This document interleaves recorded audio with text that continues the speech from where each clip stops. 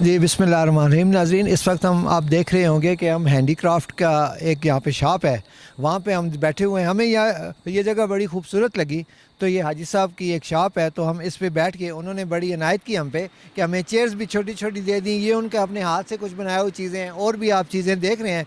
तो मेरे साथ मुतीब साहब भी हैं, सीनियर एंकर हैं और होस्ट भी हैं शुमाल HT न्यूज़ से।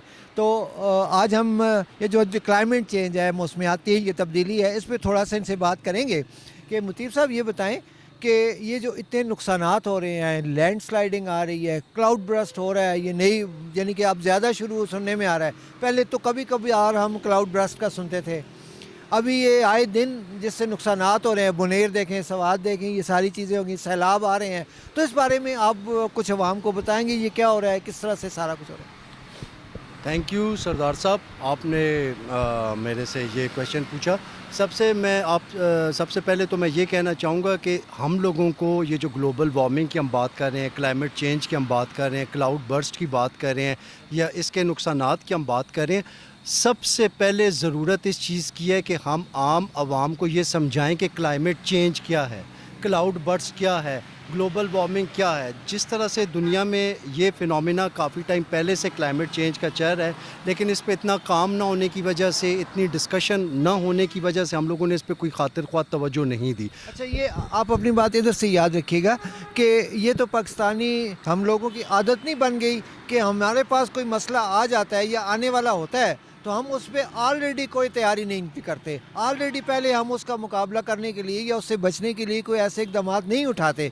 जब वो सारी चीज़ हमारे ऊपर आ जाती है, उस वक्त हमें ख्याल आता है कि ओहो अब क्या करना है। जी आप बिल्कुल सर, वो इसके लिए मैं एक ही बात करूँगा कि वो अक्सर कहते हैं ना, prevention is better than cure, अब action is better than reaction. तो हम लोगों को हमेशा हर चीज़ का तभी ख्याल आता है कि जिस टाइम वो हमारे सर पे आन पड़ती है। यहाँ पे इसका बेहतरीन तरीका ये है कि हम लोगों को स्कूल्स, कॉलेजेस, यूनिवर्सिटीज़ में प्रॉपर एक कैंपेन शुरू करनी चाहिए। हम लोगों को, बच्चों को, यूथ को ये समझाना चाहिए कि ये क्लाइमेट चेंज क्या है, इसकी वजह से सूबाई लेवल पर कितनी तबाही मच रही है, कौमी लेवल पर कितनी तबाही मच रही है, और इसको कम कैसे किया जा सकता है। अभी अगर आप जनरल पब्लिक में जाके आप लोगों से क्लाइमेट चेंज का पूछेंगे या ग्लोबल वार्मिंग का पूछेंगे तो आम आदमी को मौसमियाती तब्दीलियों का पता ही नहीं है। फिर यहाँ पे अगर स्पेसिफ़िकली बिलखसूस एबटाबाद की बात की जाए तो आपको याद होगा कि आज से 30 साल पहले, आज से 35 साल पहले या आज से 25 साल पहले एबटाबाद की आबादी कितनी थी, यहाँ पे दरख्त कितने थे, या यहाँ की आबो हवा कैसी थी, यहाँ का माहौल कैसा था। तो यहाँ पे जो सबसे इम्पॉर्टेंट एक फैक्टर है कि हम लोगों को पॉपुलेशन ग्रोथ, जिसको एक वर्ड अभी स्पेसिफिकली दिया जा रहा है कि पॉपुलेशन बॉम्ब, कि आबादी का इतना ज़्यादा बढ़ जाना। जिस टाइम पाकिस्तान बना था उस टाइम पाकिस्तान की आबादी 3 करोड़ थी, और आज 2025 में इस मुल्क की एक रफली एस्टीमेट के मुताबिक 25 से 26 करोड़ के लगभग आबादी हो गई है। लेकिन सारा सेटअप वही है, सारा इंफ्रास्ट्रक्चर वही है।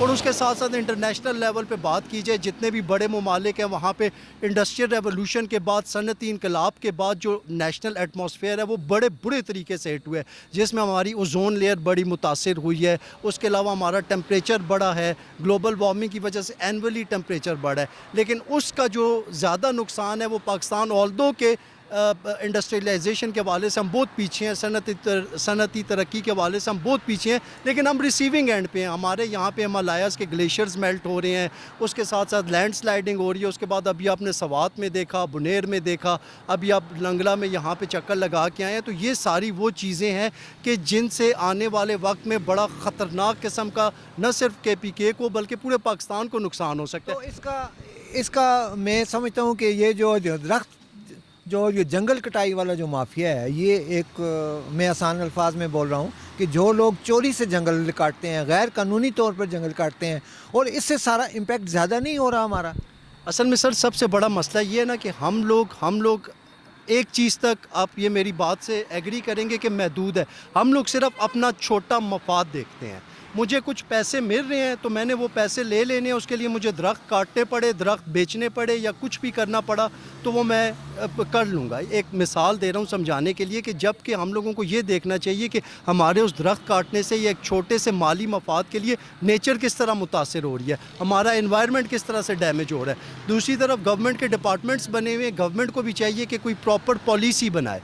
उसके साथ साथ आम आवाम को मौसमियाती तब्दीली के हवाले से यूनिवर्सिटीज़ में, कॉलेजेस में, इसको प्रॉपरली एक सब्जेक्ट के तौर पे पढ़ाना चाहिए, सेमिनार्स करने चाहिए। सब्जेक्ट के तौर पे पढ़ाना चाहिए कि पानी की किल्लत हो रही है। अभी आप गर्मियों में देखें हीट वेव आ जाती है, उसके साथ साथ पानी की कमी हो जाती है। अभी कुछ अर्सा पहले तक एबटाबाद में पानी की कमी की भी बात की जा रही थी, लोगों की बोरिंग भी खुश्क हो गई थी। तो ये क्लाइमेट चेंज और ग्लोबल वार्मिंग का पूरा एक फिनोमेना है। इसको समझने के लिए आम आदमी को इस टाइम अशद ज़रूरत है कि वो इस चीज़ को समझे, ताकि आने वाले वक्त में हम जो अभी ऑलरेडी बड़े नुकसानात हो चुके हैं उसके लिए दिल बड़ा गमज़दा भी है, बड़ा अफसोस भी। आप लोगों ने देखा लोग बैठे बिठाए वहाँ पे बुनेर साइड पे लोगों के घर भी बह गए हैं, लोगों के माल मवेशी भी बह गए हैं, लोगों के कितने सारे लोग कितनी फैमिलीज जो हैं वहाँ पे उनकी अमवात हो गई है। तो दुख की इस घड़ी में हम लोगों को उन लोगों के साथ भी खड़ा होना चाहिए, उनकी मदद भी करनी चाहिए, और उसके साथ साथ आने वाले वक्त में हम लोगों को एक प्रॉपर स्ट्रेटजी हुकूमत को बना के लोगों को ये बताना चाहिए कि क्लाइमेट चेंज इस टाइम एक बहुत बड़ी हकीकत बन गया है और इस इशू को सबसे टॉप पे रखना चाहिए। जी नाज़रीन, अभी आपने देखा मुतीब साहब ने तकरीबन को वो कहते होते हैं ना कि दरिया को कूज़े में बंद करने वाली बात, तो मुतीब साहब ने वो बातें की हैं। इस पे हमें सोचना चाहिए और सारे पाकिस्तानी को, जितने भी हम लोग हैं, हमें सोचना चाहिए। आम आदमी तक भी ये बात पहुंचानी चाहिए। मौसमियाती ये तब्दीली जो हो रही है यहाँ पे, उसके लिए हमने तैयारी करनी है। ये देखिए अभी जो नुकसानात हो गए हैं, जितने भी हो गए हैं, लोगों के माल मवेशी बह गए हैं, जायदादें चली गई हैं, ख़ुद लोग कितने शहीद हो रहे हैं। अभी 2 हफ्ते तक जब हम प्रोग्राम कर रहे हैं मुतीब साहब, आज 24 तारीख है शायद, आज 24 अगस्त है, तो अभी 2 हफ्ते के अभी और थ्रेड्स भी हैं। स्कूलों को छुट्टियां खाम खाई नहीं हो गई, किसी मकसद के तहत हो गई हैं। आखिर मौसमियाती जो लोग बैठे हुए हैं, जो अंदाज़ा लगाने वाले, जो हमें बताने वाले, उन्होंने कुछ समझा है, तो इसलिए स्कूल्स को भी छुट्टियां हो गई हैं। आप लोग एहतियात भी करें, गैर ज़रूरी सफ़र से भी इज्तनाब करें, गैर ज़रूरी आना जाना कहीं ना करें, और भी सेफ रहें। लास्ट पॉइंट मैं ये कहना चाहूँगा कि अभी दुनिया अल्टरनेटिव सोर्सेज पे चली गई है।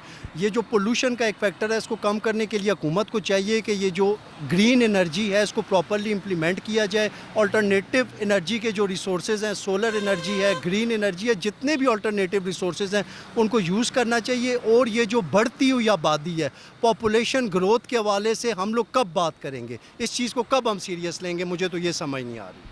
बिल्कुल जी। और आखिर में ये कि टम्बर माफिया जो है उस पर काबू करने के लिए सख्त इक़दाम करने चाहिए। और जो लोग दरख्त लगा रहे हैं, जो हुकूमतें दरख्त लगा रही हैं, या उनका जो इनिशिएटिव है वो ले रहे हैं, या वो काम करने के लिए तैयार हैं, उनके साथ ज़रूर हेल्प करें। जो आम लोग भी ये दरख्त लगाने में उनकी ज़रूर मदद। इंशाल्लाह अगले प्रोग्राम में इंशाल्लाह फिर हम बात करेंगे जी। खुदा हाफिज़।